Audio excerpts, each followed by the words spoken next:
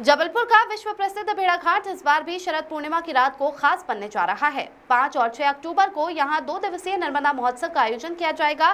चांदनी रात में नर्मदा की लहरों पर झिलमिलाती रोशनी और सांस्कृतिक कार्यक्रमों का संगम इस बार श्रद्धालु और पर्यटकों को यादगार अनुभव देगा।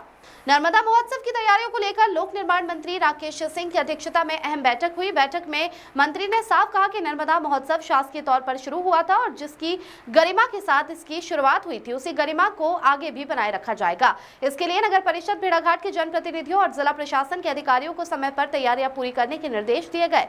बैठक में बरगी कैंट और सिरोहा विधानसभा क्षेत्रों के विधायक भी मौजूद रहे। वहीं जिला प्रशासन के तमाम वरिष्ठ अधिकारियों ने आयोजन की रूपरेखा पर चर्चा की और अपनी जिम्मेदारियां तय की।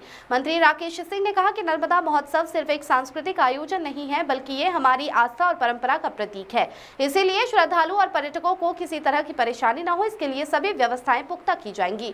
2 दिन तक चलने वाले इस आयोजन में सांस्कृतिक प्रस्तुतियों से लेकर धार्मिक अनुष्ठान तक पूरे वैभव और गरिमा के साथ किए जाएंगे। शरद पूर्णिमा की रात को जब चांद की रोशनी नर्मदा की लहरों पर बिखरेगी, तब भेड़ाघाट का नजारा अद्भुत और अलौकिक होगा। स्थानीय लोगों का कहना है कि नर्मदा महोत्सव अब सिर्फ जबलपुर ही नहीं बल्कि पूरे प्रदेश की पहचान बन चुका है। यही वजह है कि इस आयोजन को लेकर हर साल लोगों में खासा उत्साह देखने को मिलता है। इस बार भी उम्मीद की जा रही है कि भेड़ाघाट हजारों श्रद्धालु और पर्यटकों की मौजूदगी से गुलजार रहेगा। मां नर्मदा जी के पावन तट पर भेड़ाघाट में होने जा रहा है। आज उसकी तैयारियों को लेकर एक बैठक हुई है सभी जनप्रतिनिधियों के साथ। सभी ने बड़े महत्वपूर्ण सुझाव उसमें दिए हैं। प्रमुखता से कलाकारों के चयन को लेकर बातचीत आई है, उनके नामों पर बातचीत आई है। संस्कृति विभाग मध्य प्रदेश और संस्कृति विभाग दिल्ली दोनों ही जगह इन पर बातचीत करके कोशिश होगी कि जो बेहतर कलाकार मिलें, और सब एक मत इस विषय पर भी हैं, चूँकि मां नर्मदा जी का पावन तट है तो वहाँ उसी मर्यादा के अनुकूल कलाकारों का चयन और कार्यक्रम होना चाहिए।